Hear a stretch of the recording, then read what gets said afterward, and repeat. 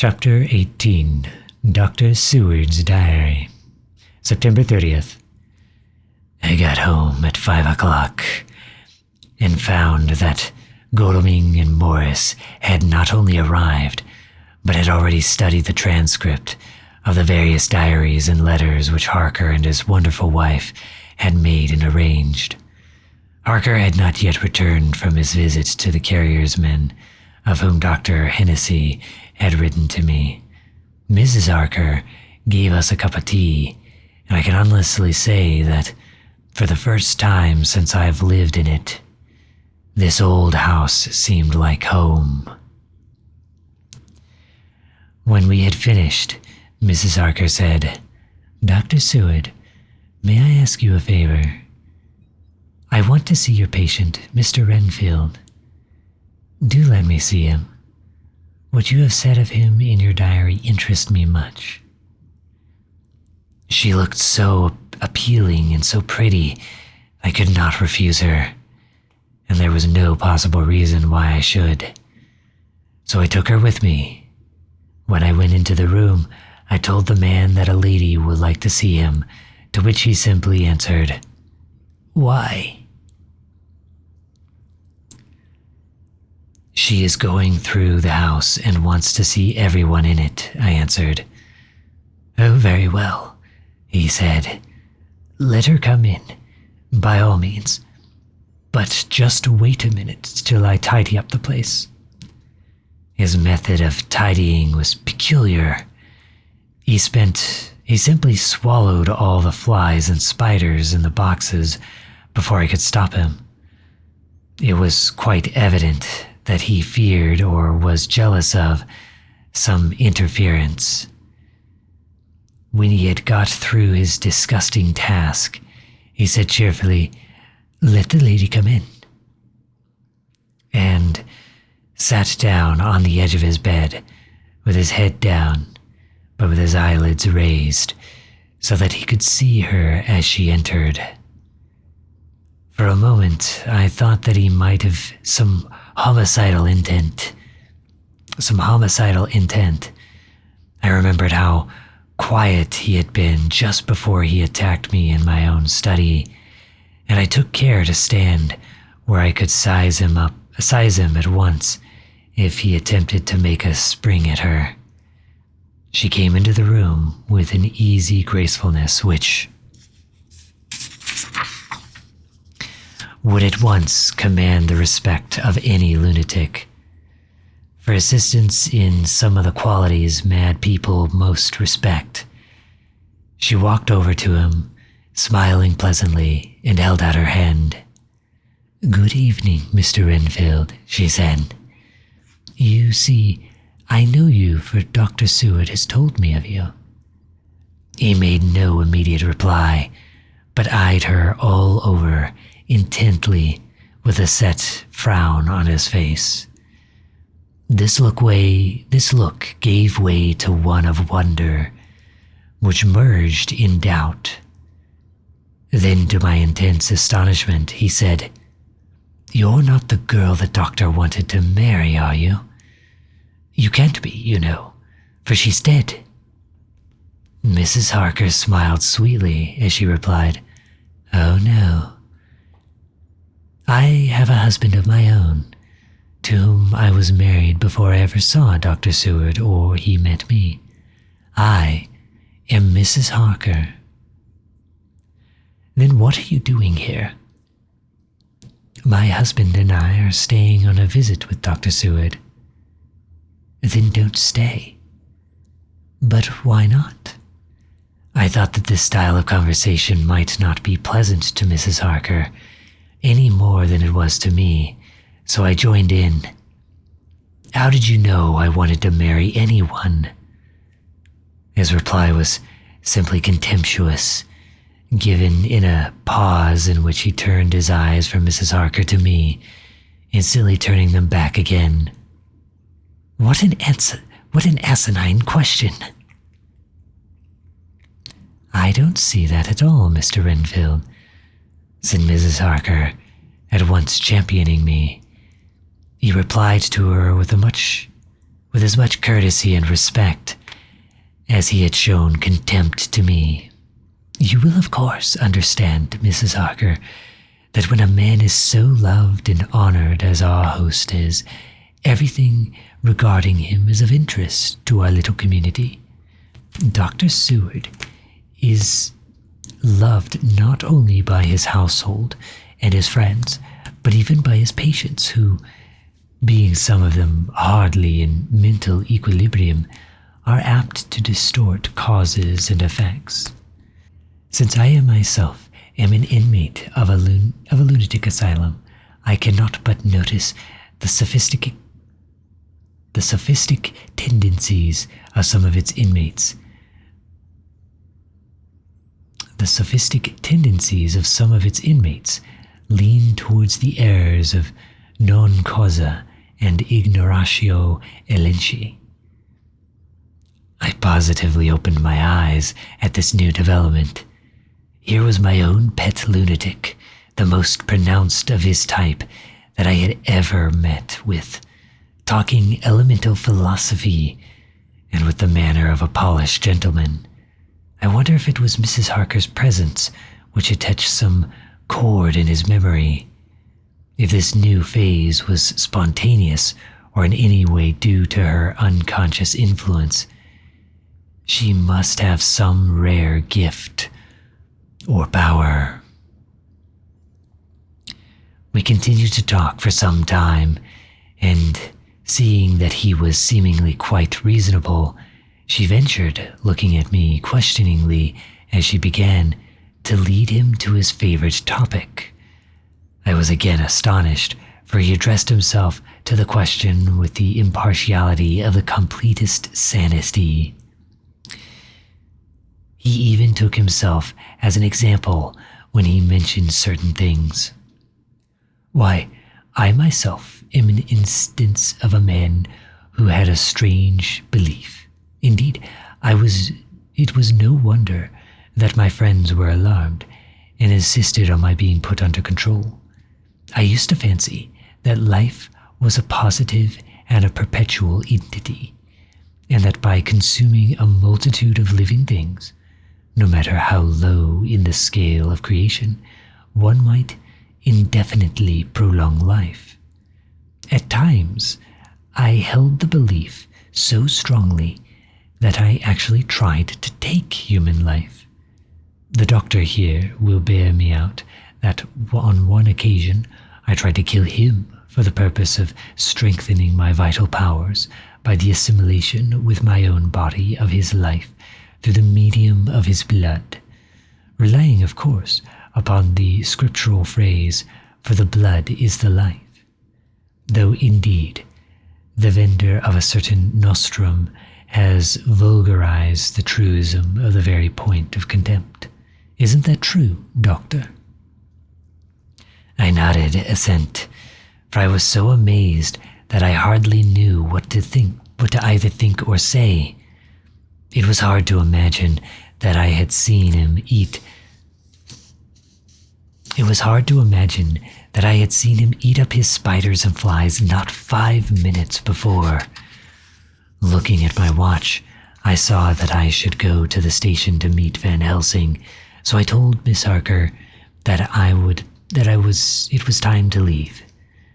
She came at once after, saying pleasantly to Mr. Renfield, "Goodbye, and I hope I may see you often under auspices pleasanter to yourself." To which, to my astonishment, he replied, "Goodbye, my dear. I pray God I may never see your sweet face again. May He bless and keep you."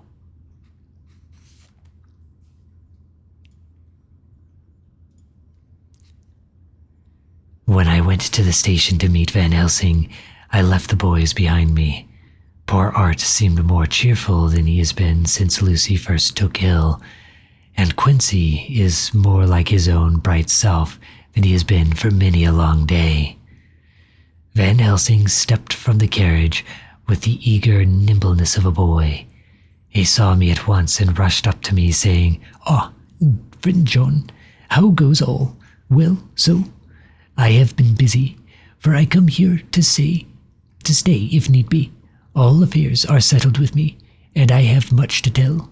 Madam Mina is with you, yes, and her so fine husband, and Arthur, and my friend Quincy. They are with you too? Good.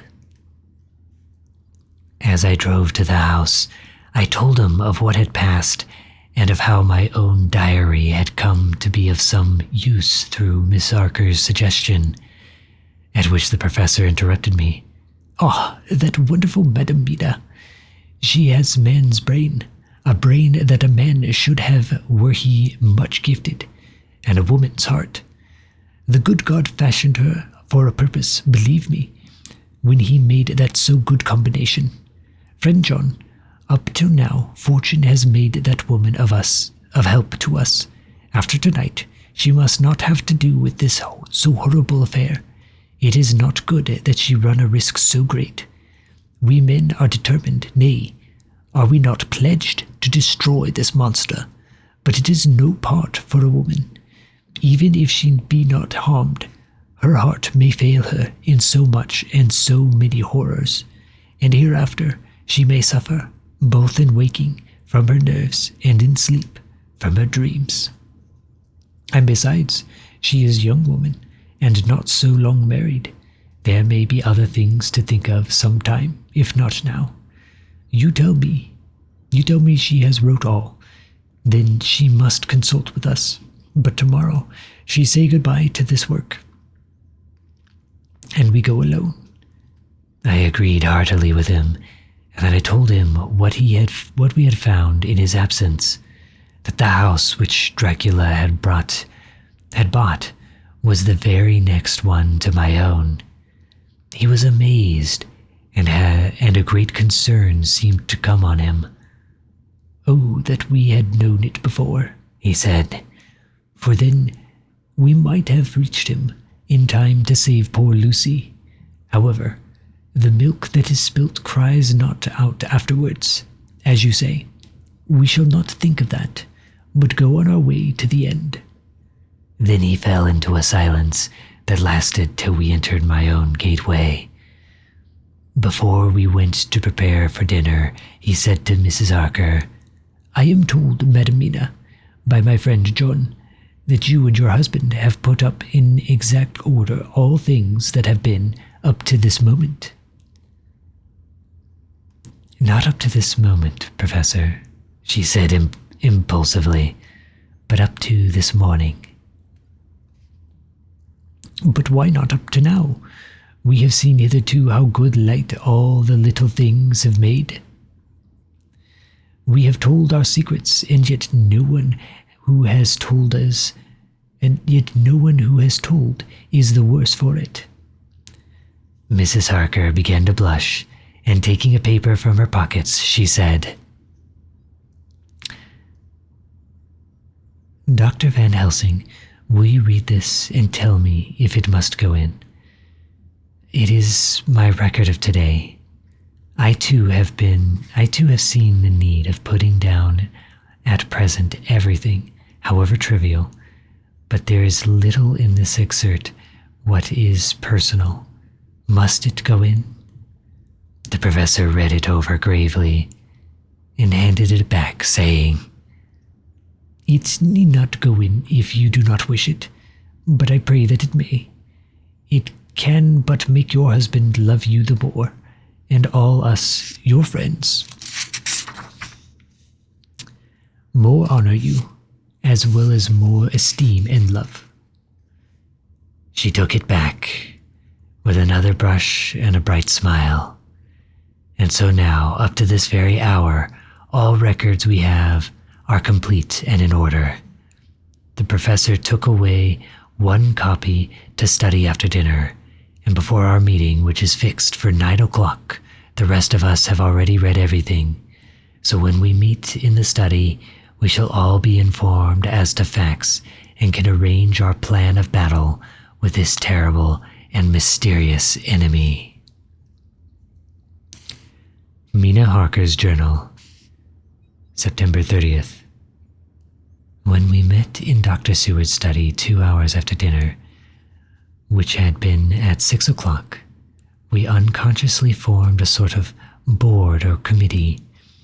Professor Van Helsing took the head of the table, to which Dr. Seward motioned him as he came into the room. He made me sit next to him on his right and asked me to act as secretary. Jonathan sat next to me. Opposite us were Lord Godalming, Dr. Seward, and Mr. Morris. Lord Godalming began being next the professor and Dr. Seward in the center. The professor said, "I may, I suppose, take it that we are all acquainted with the facts that are in these papers." We all expressed assent, and he went on. "Then it were, I think, good that I tell you something of the kind of enemy with which we have to deal. I shall then make known to you something of the history of this man, which has been ascertained for me, so we then can discuss how we shall act and can take our measure according. There are such things as vampires. Some of us have evidence that they exist. Even had we not the proof of our own unhappy experience, the teachings and the recordings of the past give proof enough for some peoples. I admit that at first I was skeptic. Were it not that through long years I have trained myself to keep an open mind, I could not have believed it until such time as that fact thunder on my ear. See, I prove. Alas, had I known at the first what now I know, nay, had I even guessed at him.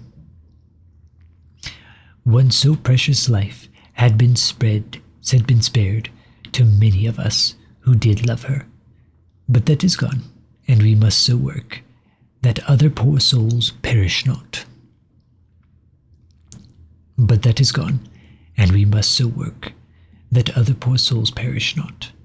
Whilst we can save. The Nosferatu do not die like the bee when he sting once. He is only stronger, and being stronger, have yet more power to work evil. This vampire, which is amongst us, is of himself so strong in person as 20 men.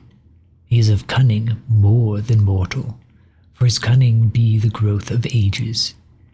He have still the aids of necromancy, which is, as his etymology imply, the divination by the dead, and all the dead that he can come nigh, to are for him at command. He is brute, and more than brute, he is devil in callous, and the heart of him is not. He can, within limitations, appear at will, when and where, and in any of the forms that are to him. He can, within his range, direct the elements, the storm, the fog, the thunder.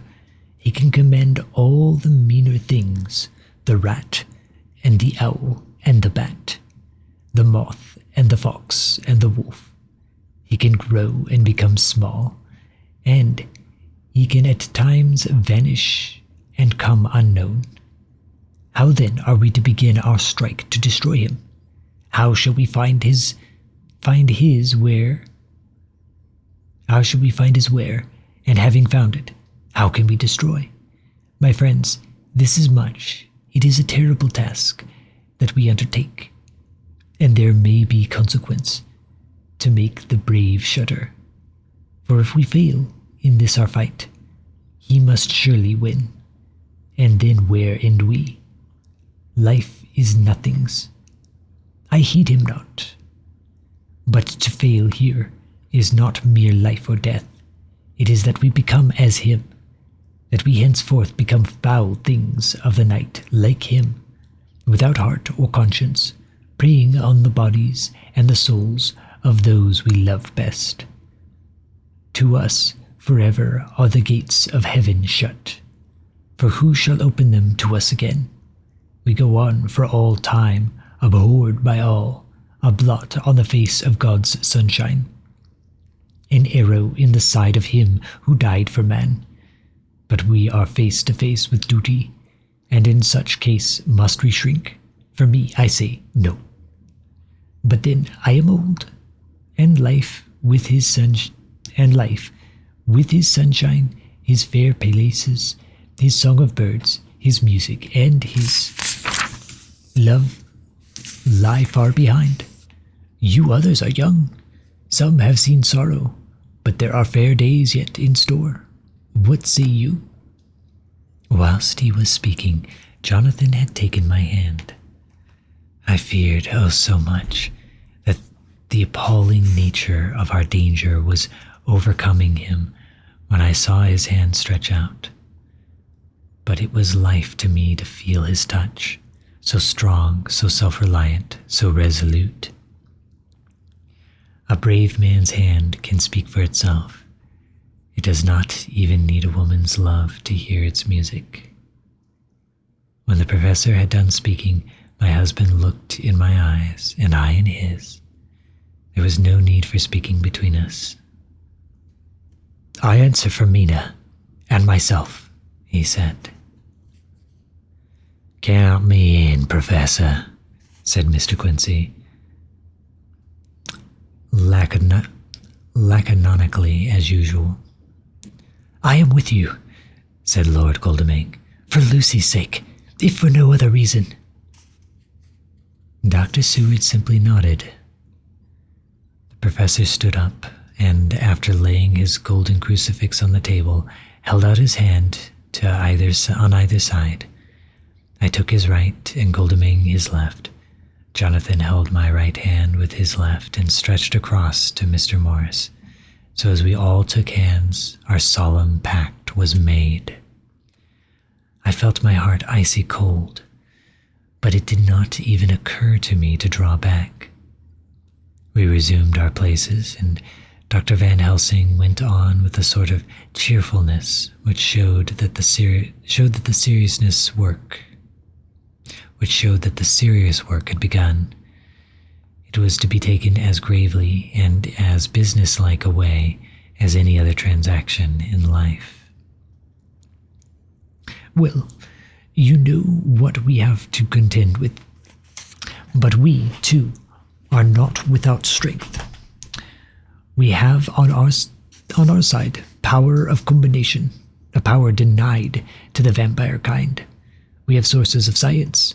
We are free to act and think, and the hours of the day and the night are ours equally. In fact, as our powers extend, they are unfettered, and we are free to use them.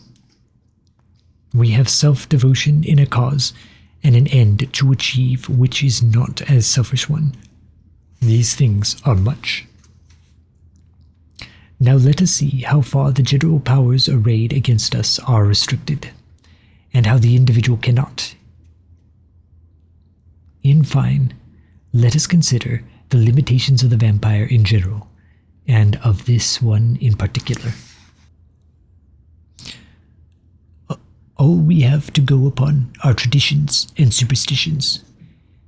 These do not at the first appear much, when the matter is one of life and death, nay, of more than either life or death.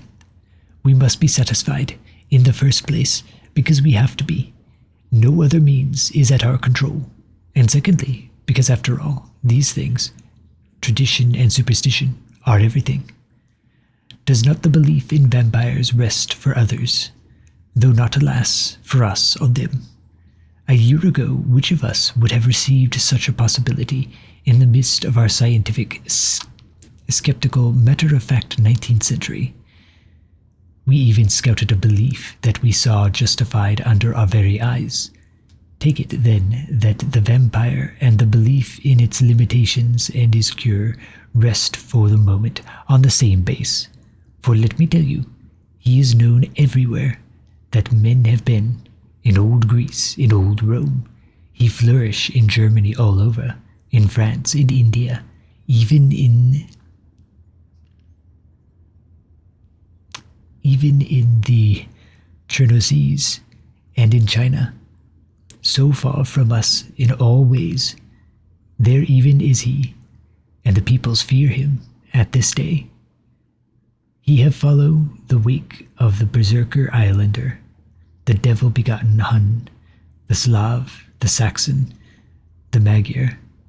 So far then, we have all we may act upon, and let me tell you that very much of the beliefs are justified by what we have seen in our own so unhappy experience. The vampire live on, and cannot die by mere passing of time. He can flourish when that he can fatten on the blood of the living. Even more, we have seen amongst us that he can even grow younger, that his vital faculties grow strenuous, and seems as though they refresh themselves when his special pabulum is plenty. But he cannot flourish without his diet. He eat not as others. Even friend John, who lived with him for weeks, did never see him to eat, never. He throws no shadow. He make in the mirror no reflect, as again Jonathan observe. He has the strength of many of his hand. Witness again, Jonathan, when he shut the door against foxes, against the wolves, and when he help him from the diligence too. He can transform himself to wolf, and he gather from the ship arrival in Whitby. When he tear open the bog, he can be as bat as Madam Mina saw him on the window at Whitby, and as friend John saw him fly this so near the house, and as my friend Quincy saw him at the window of Miss Lucy. He can come in mist, which he create. That noble ship's captain proved him of this. From that we know. The distance he can make his mist is limited, and it can only be around himself. He come on moonlight rays as elemental dust, as again Jonathan saw those sisters in the castle of Dracula. He becomes so small, we ourselves saw Miss Lucy ere she was at peace slip through a hairbreadth space at the tomb door. He can, when once he find his way, come out from anything or into anything, no matter how close it be, bound or even fused up with fire. Solder, you call it. He can see in the dark, no small power this, in a world which is one half shut from the light. But hear me, though.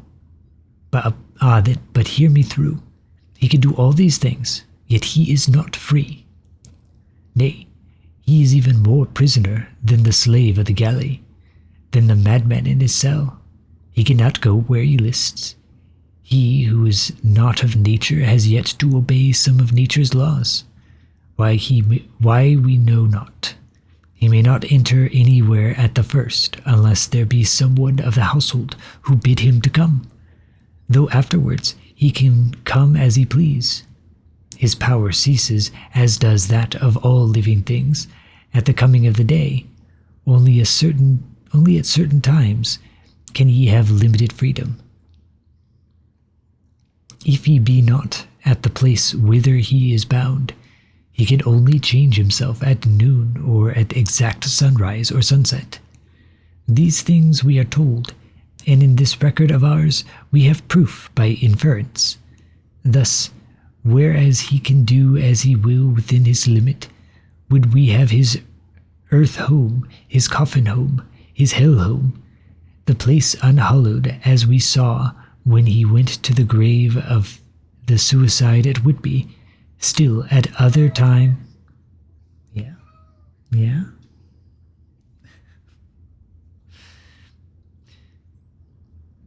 Still at other time, he could only change when the time come. It is said too that he could only pass running water at the slack of the flood of the tide. Then there are things which so afflict him that he has no power, as the garlic that we know of, and as for things sacred, as the symbol by crucifix, that was amongst us even now when we resolve. To them he is nothing, but in their presence he make his place far off and silent with respect. There are others too, which I shall tell you of, lest in our seeking we may need them. The branch of wild rose on his coffin keep him that he move not from it. A sacred bullet fired into the coffin killed him so that he be true dead. And as for the stake through him, we know already of its piece, or to cut off his head, that giveth rest. We have seen it with our eyes. Thus, would we find the habitation of this man that was, we can confine him to his coffin and destroy him. If we obey what we know, but he is clever. I have asked my friend Arminus of Budapest University, to make this record, and from all the means that are, he tell me of what he has seen. He must indeed have been that voivode Dracula, who won his name against the Turk, over the great river on the very frontier of Turkeyland. If it be so, then was he no common man, for in that time, and for centuries after, he was spoken of as the cleverest and the most cunning, as well as the bravest of the sons of the land beyond the forest. That mighty brain and that iron resolution went with him to his grave, and are even now arrayed against us. The Draculas were, says Arminius, a great and noble race, though now and again were scions who were held by their coevals to have had dealings with the evil one. They learned his secrets in the scoloments amongst the mountains over Lake Hermannstadt, where the devil claims the 10th scholar as his due. In the records are such words as Stragotia, witch, Ordog, and Pokel, Satan and hell. And in one manuscript, this very Dracula is spoken of as vampire, which we all understand too well.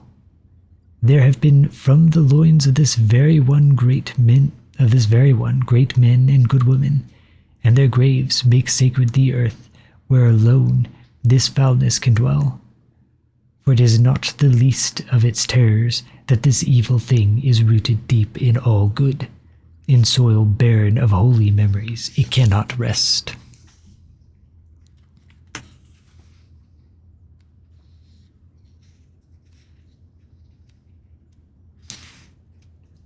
Whilst they were talking, Mr. Morris was looking steadily at the window, and he now got up quietly and went out of the room.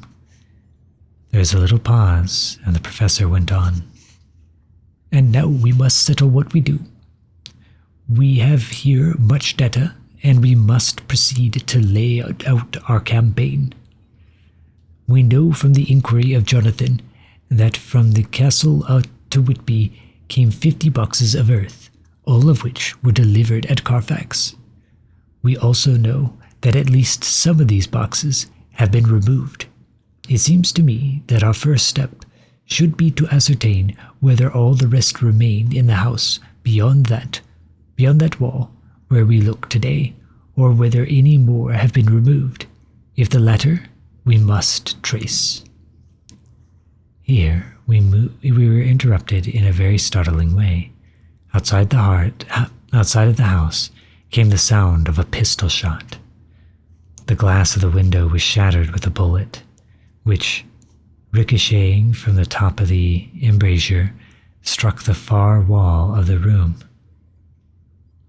I'm afraid I am at heart a coward, for I shrieked out. The men all jumped to their feet. Lord Godalming flew over to the window and threw up the sash. As he did so, we heard Mr. Morris's voice cry out, "Sorry, I fear I have alarmed you. I shall come in and tell you about it." A minute later, he came in and said, "It was an idiotic thing for me to do, and I ask your pardon, Mrs. Harker, most sincerely. I fear I must have frightened you terribly. But the fact is that while the professor was talking, there came a big bat and sat on the windowsill. I have not got such a horror of the damned brutes from recent events that I cannot stand them, and I went out to have a shot, as I have been doing of late of evenings, whenever I have seen one. You used to laugh at me for it then, Aunt." "Did you hit it?" asked Dr. Van Helsing. "I do not know. I fancy not, for it flew away into the wood." Without saying any more, he took his seat. The professor began to resume his statement. "We must trace each of these boxes, and when we are ready, we must either capture or kill this monster in its lair, or we must, so to speak, sterilize the earth, so that no more he can seek safety in it.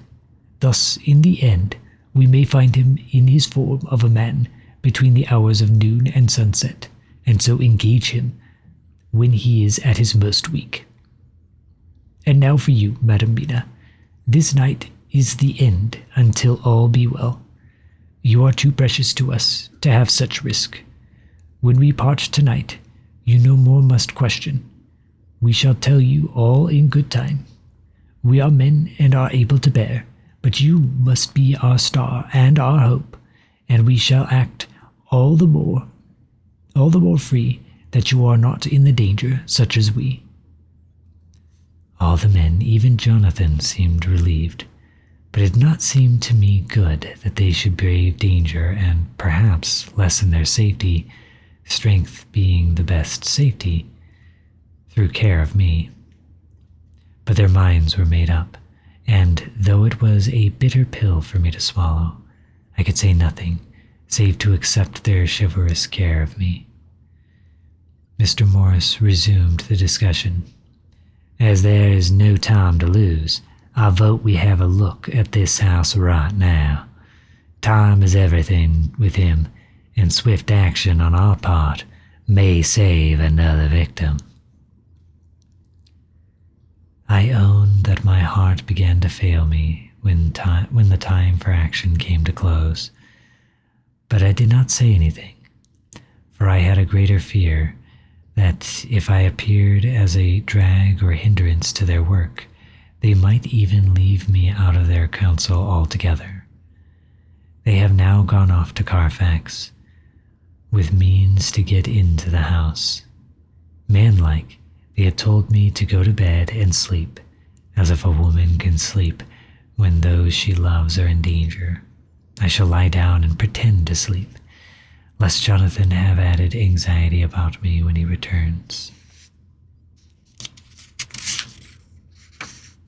Dr. Seward's Diary, October 1st, 4 a.m. Just as we were about to leave the house, an urgent message was brought to me from Renfield to know if I would see him at once, as he had something of the utmost importance to say to me. I told the messenger to say that I would attend to his wishes in the morning. I was busy just at the moment. The attendant added, "He seems very importunate, sir. I have never seen him so eager. I don't know but what, if you don't see him soon, he will have some of his violent fits." I knew the man would not have said this without some cause, so I said, "All right, I'll go," and I asked the others to wait a few minutes for me, as I had to go and see my patient. "Take me with you, friend John," said the professor. His case in your diary interests me much, and it had bearing, too, now and again on our case. I should much like to see him, and special when his mind is disturbed. May I come also? Asked Lord Goldemang. Me too, said Quincy Morris. May I come? May I come? Said Harker. I nodded, and we all went down the passage together. We found him in a state of considerable excitement, but far more rational in his speech and manner than I had ever seen him. There was an unusual understanding of himself, which was unlike anything I had ever met within a lunatic. And he took it for granted that his reasons would prevail with others entirely sane. We all four went into his room, but none of the others at first said anything. His request was that I would at once release him from the asylum and send him home. This he backed up with arguments regarding his complete recovery and added his own existing sanity. I appeal to you, friends, he said. They will perhaps not mind sitting in judgment on my case, but by the way you have not introduced me. I was so much astonished that the oddness of introducing a madman in an asylum did not strike me at the moment, and besides, there was a certain dignity in the man's manner, so much of the habit of equality that I at once made the introduction.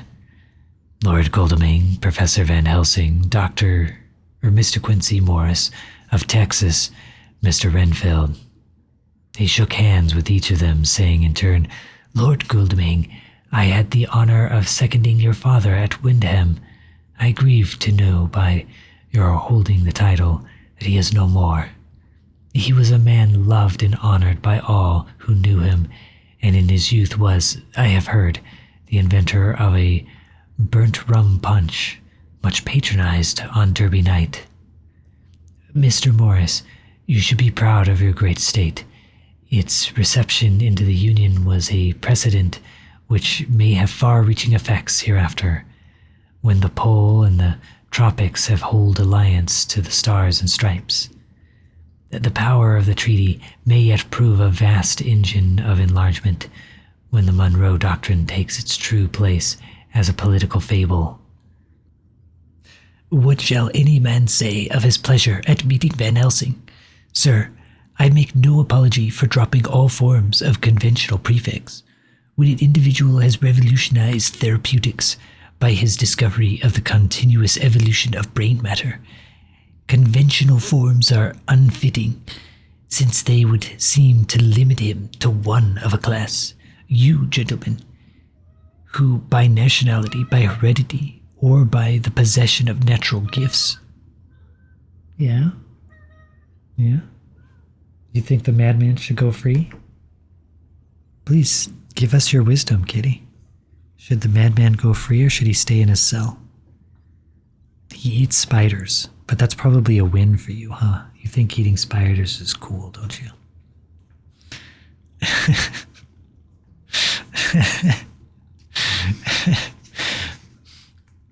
I think the cat is saying the madman should go free. Riggs has some opinions. Yeah, it does.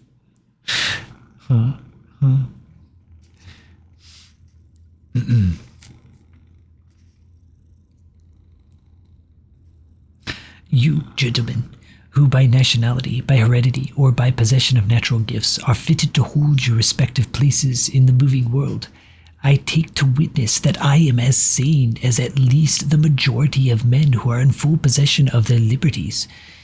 And I am sure that you, Dr. Seward, humanitarian and medico-jurist, as well as scientist, will deem it a moral duty to deal with me as one to be considered as under exceptional circumstances. He made his last appeal with a courtly air of conviction, which was not without its own charm. I think we were all staggered.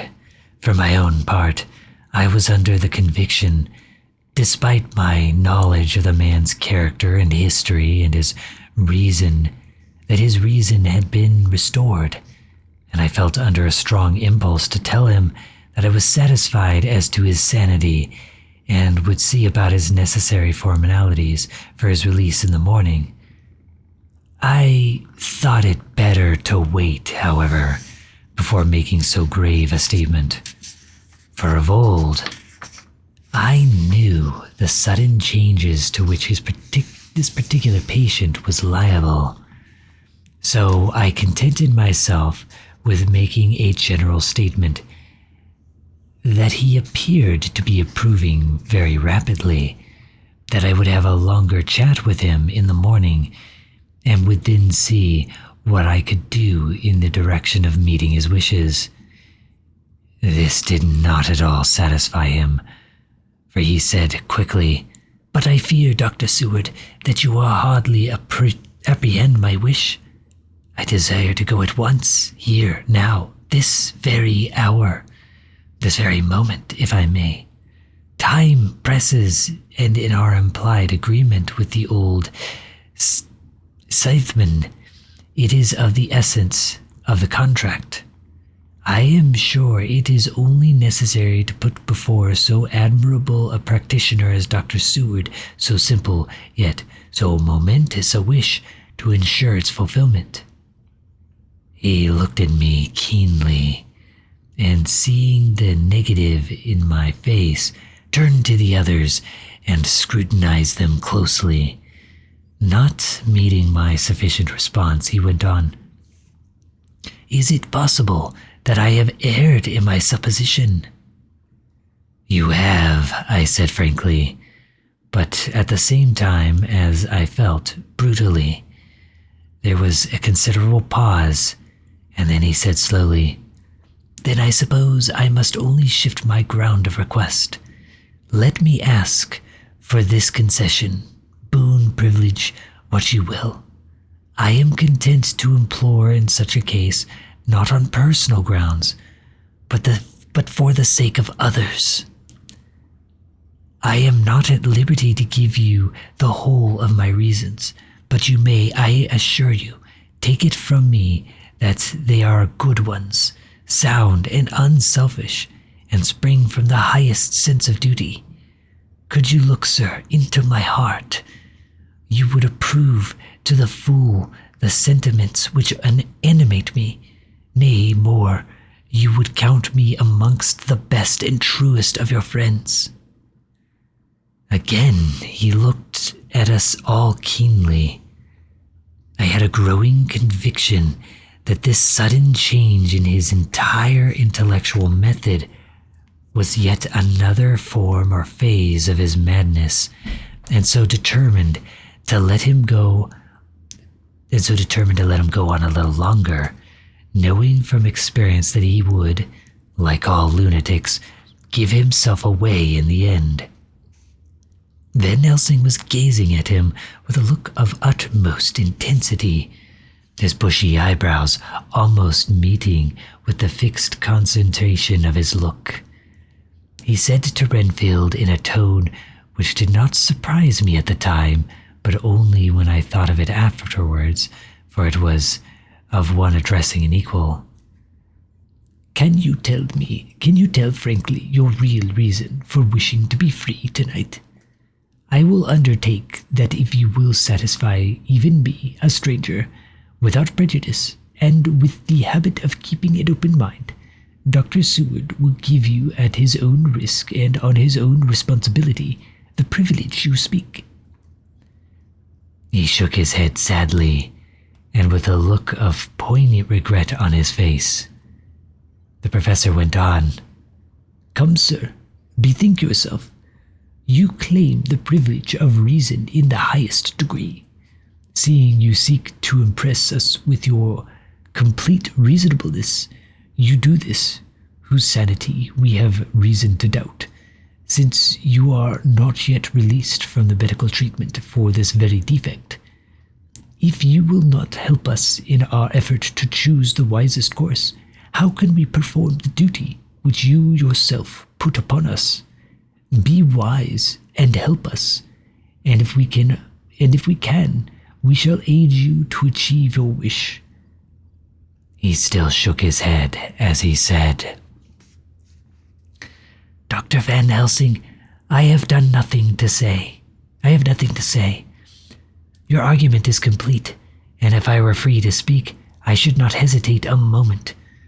But I am not my own master in the matter. I can only ask you to trust me.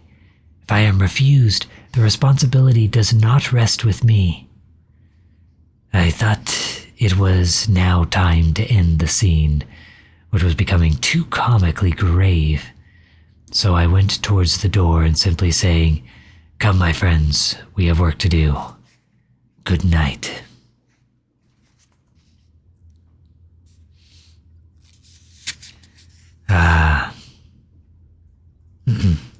As, however, I got near the door, a new change came over the patient. He moved towards me so quickly that for the moment I feared that he was about to make another homicidal attack. My fears, however, were groundless, for he held up his two hands imploring and made his petition in a moving manner, as he saw that the very excess of his emotion was militating against him. By restoring us more to our old relations, he became still more demonstrative. I glanced at Van Helsing and saw my conviction reflected in his eyes, so I became a little more fixed in my manner. If not more stern, I motioned to him that his efforts were unavailing.